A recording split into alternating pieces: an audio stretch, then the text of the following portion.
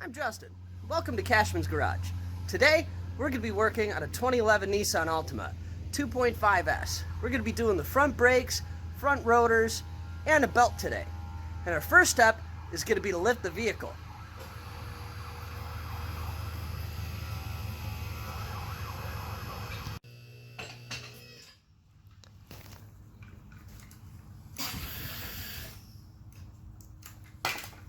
Now that we're up, we're going to take off the front wheels.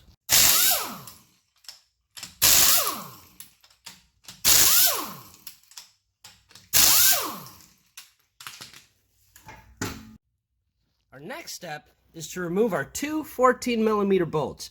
This is going to release our caliper from the bracket and expose the pads. Our next step is to remove our two 22mm caliper bracket bolts. We're going to have one right here and one down here. Nothing to it.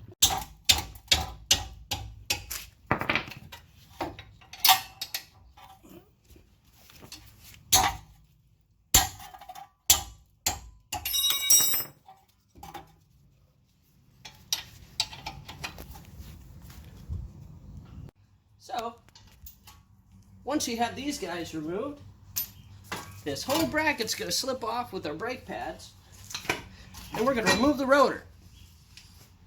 Nothing to it. Yep.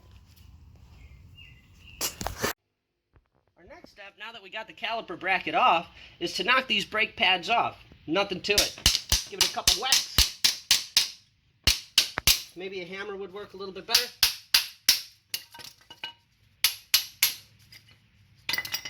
Nothing to it.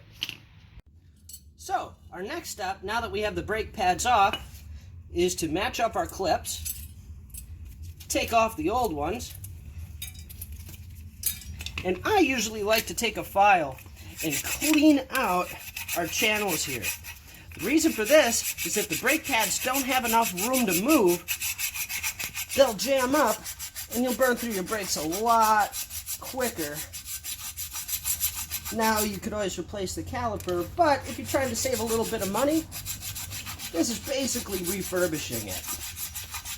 Let's move forward. So, now that we have this bracket nice and cleaned up, we're going to take some silicone ceramic lube and we're going to hit all of our lubrication points. We're going to want to get it in the channels on both sides. We're going to want to pull our sliders out. Lube these up real nice. You don't want these guys getting jammed up or you're going to run into a lot of issues in the future.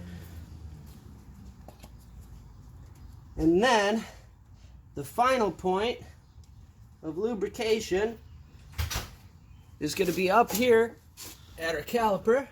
We're going to want to get a little bit on our piston here and a little bit on the back of our bracket. Nothing to it. You lube up this caliper, you might want to depress the piston. We're going to be using this little caliper piston depression tool to move it back in. Now this should move nice and smooth. If this doesn't move smooth, you're looking at buying a new caliper. No way around it. So, now that everything is lubed up, we're ready to put this baby back together. So we're going to slide our new rotor on. Then, we're going to line up our bracket and put our two 22mm bolts back in.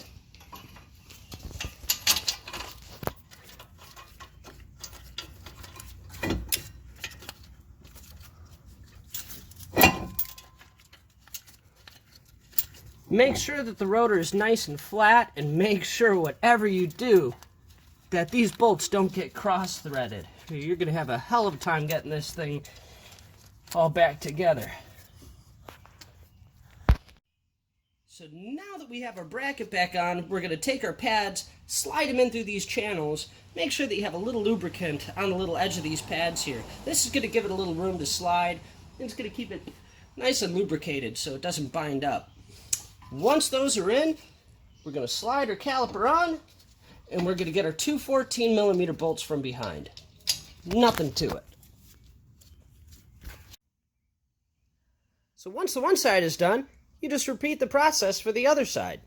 Now, one thing you definitely don't want to forget is once you finish up the brakes, you want to pump them a couple times, this is going to move that piston on the caliper back out.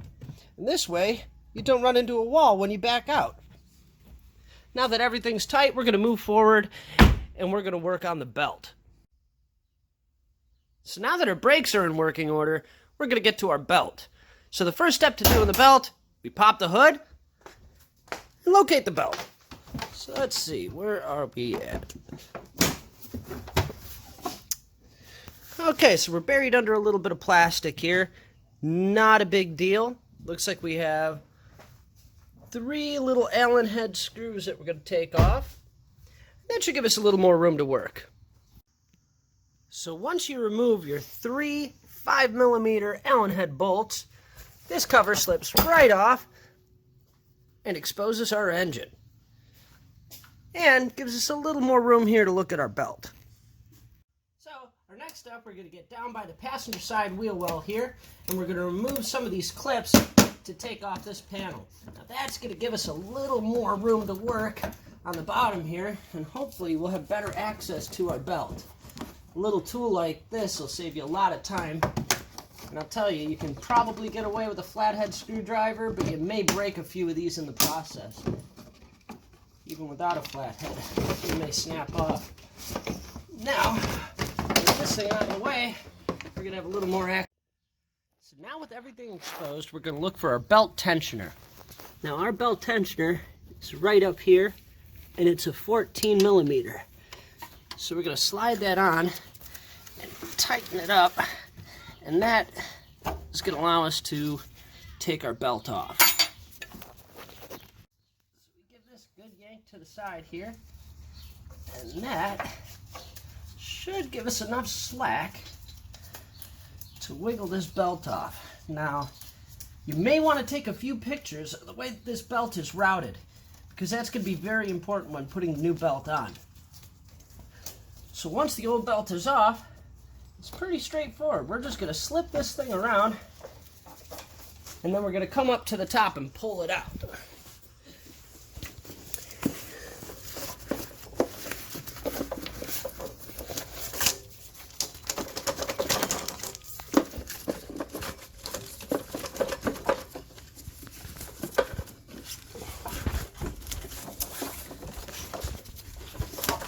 Now, here we have our old belt.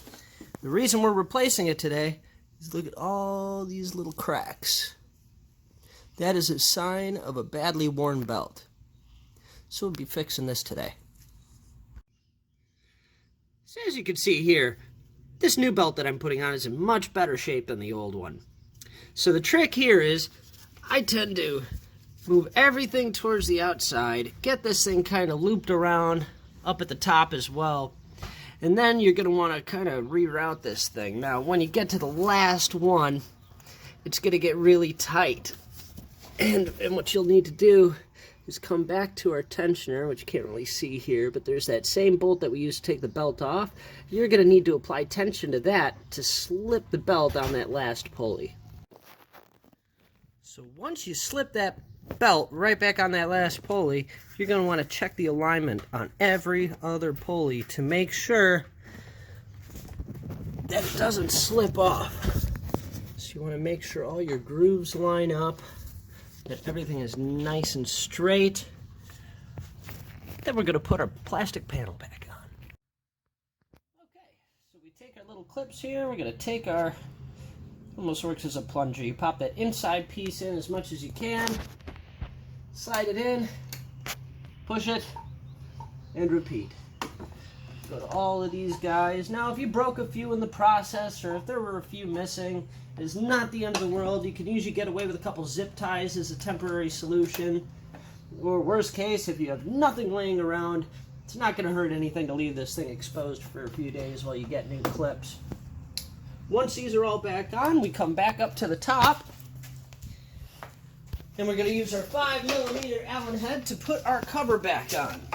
Again, this is about as straightforward as anything gets on a vehicle. You just want to make sure that you don't cross thread anything. Everything goes in nice and straight. We're going to line up our oil filler here. And With that lined up, everything else should line up nice and easy for us. Nothing to it. So once this is back on, all that we have left to do is to drive away. So our final step here is to put on the tire and torque down the lug nuts.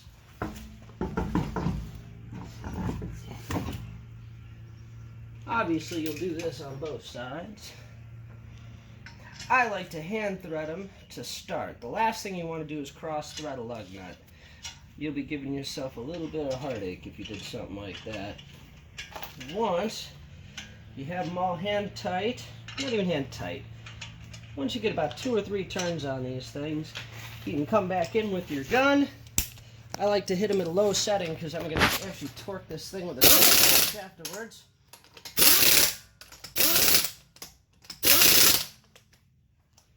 This one's our keyed. Do the same thing here. I like to use the keyed one last. Gets everything nice and flat. The last thing you want to do is break a key. They'll say don't use a impact gun on these. I tend to do it anyway. Nothing to it. Perfect. Oh. The final step, we lower the car and drive away. Thanks to my helpful cameraman here. We're going to call it a job well done. Thanks for watching. We'll catch you guys on the next one.